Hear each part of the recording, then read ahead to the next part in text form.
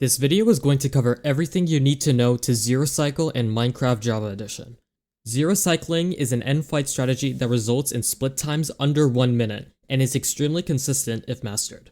I'll be going over the end dimensions mechanics, the obsidian setup, the 10 towers, the bed timings, showing all important zero setups, pearl clipping, and bow cycle. When the player spawns into the end, the dragon begins flying to its first node. Its first node can be in 4 different places: front diagonal, back diagonal, front straight, and back straight. The straight nodes are also referred to as 1 in 8, as it's a 1 in 8 chance the dragon flies there as opposed to a diagonal node. Zero cycling is essentially killing the dragon before it perches by towering to its first node and using respawn anchors and beds to deal damage. The end dimension consists of 10 pre-generated obsidian pillars, all of which are varying heights. The formation of these pillars are random, so you'll have to adapt to which specific pillar is at the node the dragon is heading towards, and go to the right standing height to perform the setup. Upon loading into the end dimension, the player spawns on a 5x5 obsidian platform at the same coordinates every time, 149, 0. However, the endstone terrain is random, which can sometimes lead to you spawning underground and being forced to dig up, which costs valuable time to the zero setup to get to the standing height. The standing height is wherever the player is standing when exploding beds and respawn anchors to deal damage. The deal with heights is that the dragon has a higher chance to just fly away during the zero if it gets too low. The height that it needs to fly away at is mostly random. Because you have a chance to spawn underground, among other things such as bad pearls, you can't get to the highest standing height every single time. So it's all about balance and choosing the right one to go for during the setup. During all of setup demonstrations, I'll leave a list of standing heights for each tower in the bottom left corner. For the obsidian setup, staircase up 2 times and bridge 1 block out on either the left or right. Then, place 2 blocks with an indestructible block on top of that. Go back down to your standing block and place a second indestructible block adjacent to it. The bed goes in between both of those. Indestructible blocks include obsidian, crying obsidian, and respawn anchors. For the rest of the video, I'm just going to call these blocks Obby. Bed timings with zero cycle are similar to one cycling, because you have to change the way you time beds depending on the dragon's height. Depending on when you explode the bed, it can give the dragon more or less knockback and more or less damage, which keeps it circling above the Obby setup. If you explode the bed early, you get more damage, but the dragon doesn't get as much knockback, and risks getting too low and potentially breaking the bed and ruining the setup. If you explode it late, the dragon gets knocked back more, which can save the bed from being broken. However, if the bed is exploded too late, the dragon will be a lot higher, so the damage from beds and explosives is significantly lowered due to the dragon being way further away. Bed timings on offset setups from the node will also have different timings because of different placements of explosives relative to the dragon's circling path. It takes a lot of practice to get bed timings down, so a practice map is linked in the description, which lets you practice bed timings. It also contains settings to let you zero on every single tower, dragon side, and node. Now that everything has been explained for the most part, here's a demonstration of almost all important zero cycle setups. In the bottom left corner, you will see the tower name, the side of the dragon, and the standing Y heights, as well as the standing chords. If the setup I show is too difficult to get to in time, try a lower height first. Also, with some of the higher tower setups, exploding the bottom respawn anchor will destroy the crystal, causing the dragon to fly away. So, make sure that you explode the respawn anchor last instead of early.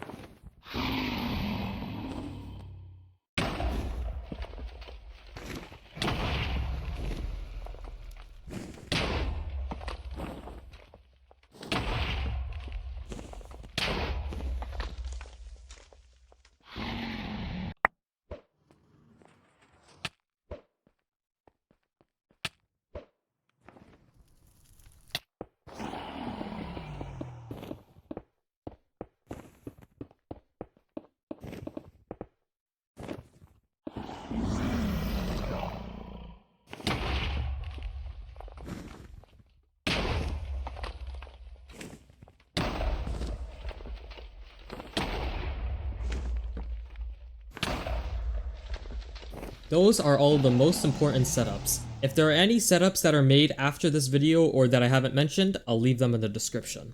Let's talk about pro clipping. I've mentioned earlier that you have a chance to spawn underground in the end dimension, which is unavoidable and costs valuable time getting to the setup. However, there's a faster method to getting out of spawn instead of digging up and then towering out, which is using a pearl to clip out of the ceiling.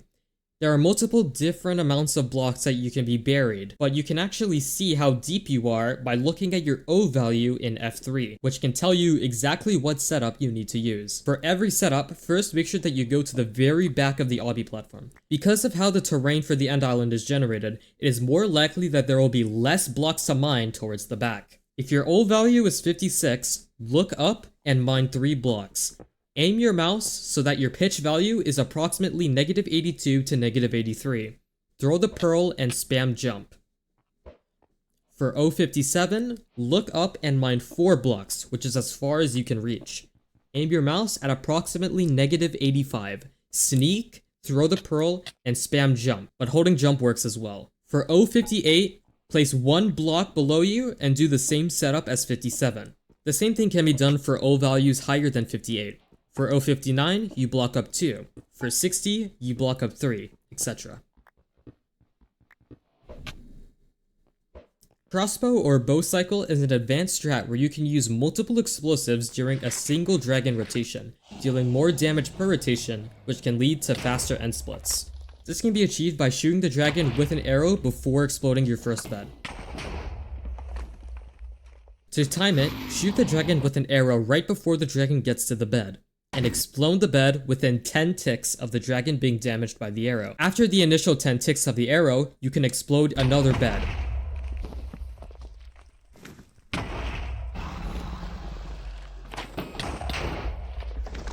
If you explode the first bed later than the 10 tick window, the second bed will not deal any damage.